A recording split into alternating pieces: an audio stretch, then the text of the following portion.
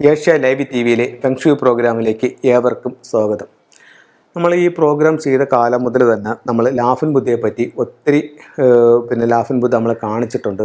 അത് വയ്ക്കുന്ന സ്ഥലങ്ങൾ എവിടെയൊക്കെയാണെന്ന് പറഞ്ഞിട്ടുണ്ട്. അപ്പം വീണ്ടും ഒത്തിരി ആൾക്കാർ ലാഫിൻ ബുദ്ധയെ പറ്റി ചോദിക്കുന്നുണ്ട്. അതുകൊണ്ടാണ് ഇന്നിങ്ങനെ ഒരു പ്രോഗ്രാം ചെയ്യുന്നത്.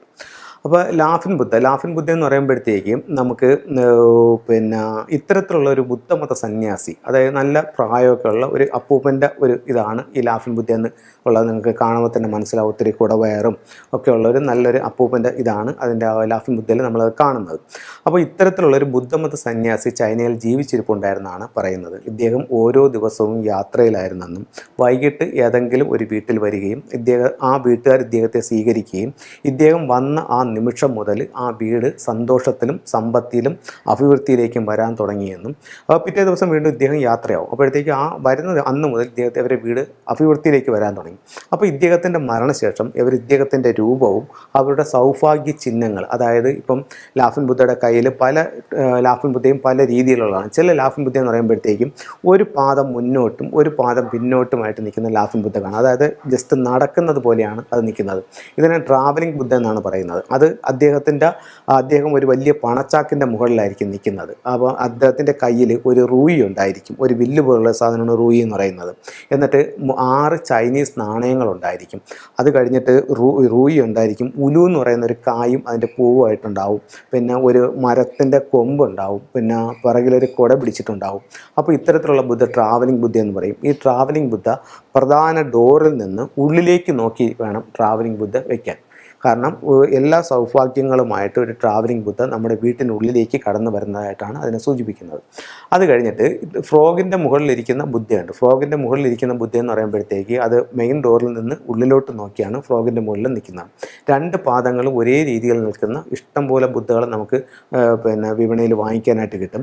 ഇപ്പം ഒരു ഇൻഗോട്ട് കയ്യിൽ പിടിച്ചുകൊണ്ട് നിൽക്കുന്നതുണ്ട്, 2 ഗോളങ്ങൾ കയ്യിൽ പിടിച്ചുകൊണ്ട് നിൽക്കുന്നതുണ്ട്. അപ്പോൾ അങ്ങനെയുള്ള ബുദ്ധകളെല്ലാം നമുക്ക് മെയിൻ ഡോറിൽ നിന്ന് മെയിൻ ഡോറിലേക്ക് നോക്കി വെക്കുന്ന രീതിയിലായിട്ട് വെക്കാനായിട്ട് സാധിക്കും. അതുപോലെ തന്നെ നമ്മൾ ലാഫിൻ ബുദ്ധ വെക്കുമ്പോൾ എപ്പോഴും കുറച്ച് സൈസുള്ള, മിനിമം ഒരു 4-5 സൈസുള്ള ലാഫിൻ ബുദ്ധയോ അല്ലെങ്കിൽ അതിൽ വലുതോ നമ്മൾ വെക്കാനായിട്ട് ശ്രമിക്കേണ്ടതാണ്.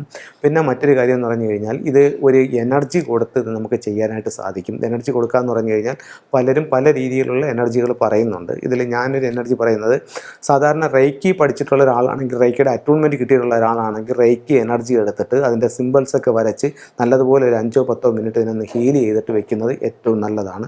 ആ ഒരു എനർജി നിൽക്കാനായിട്ട് നല്ലതാണ്.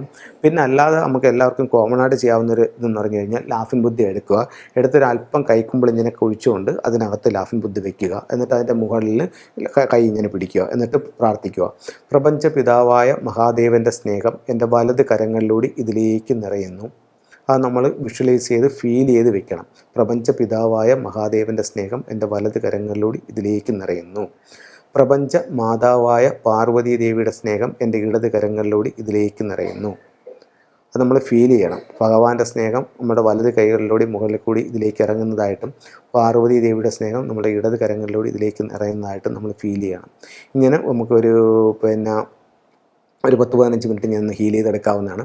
എന്നിട്ട് നമ്മുടെ ഇഷ്ടദൈവങ്ങളെയും വിളിച്ചൊന്ന് പ്രാർത്ഥിക്കാം. ഇതൊരു 3 റൗണ്ട് ചെയ്യണം.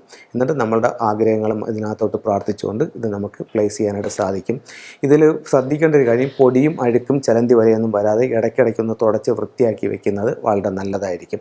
ഇതിൽ എന്തെങ്കിലും ഡാമേജ് ഉണ്ടെന്നുണ്ടെങ്കിൽ, ഇപ്പോൾ ചിലർ വിളിച്ചിട്ട് പറയുന്നുണ്ട്, എൻ്റെ ലാഫിൻ ബുദ്ധ ഇന്നലെ കൈതട്ടിയൊന്ന് വീണ് പൊട്ടിപ്പോയി, ഞാൻ എന്തോ ചെയ്യട്ടെ, എനിക്ക് ഭയങ്കര വിഷമമായിപ്പോയി എന്നൊക്കെ പറയുന്ന ആൾക്കാരുണ്ട്. അപ്പോൾ അങ്ങനെ വിഷമിക്കേണ്ട കാര്യമൊന്നുമില്ല. അപ്പോൾ നമുക്ക് എന്തെങ്കിലും ഒരു നെഗറ്റീവ് വന്നിട്ട് അത് പൊട്ടി ഇല്ലാണ്ടായിപ്പോയി. അത് നമ്മൾ ഒഴിവാക്കി കളയും. ഒഴിവാക്കുക എന്ന് പറയുമ്പോഴത്തേക്കും അതിന് നമ്മൾ ഒഴുക്ക് വെള്ളത്തിൽ ഉപേക്ഷിച്ചതിന് ശേഷം പുതിയൊരു ലാഫിൻ ബുദ്ധ വീണ്ടും വാങ്ങിച്ച് വയ്ക്കാം.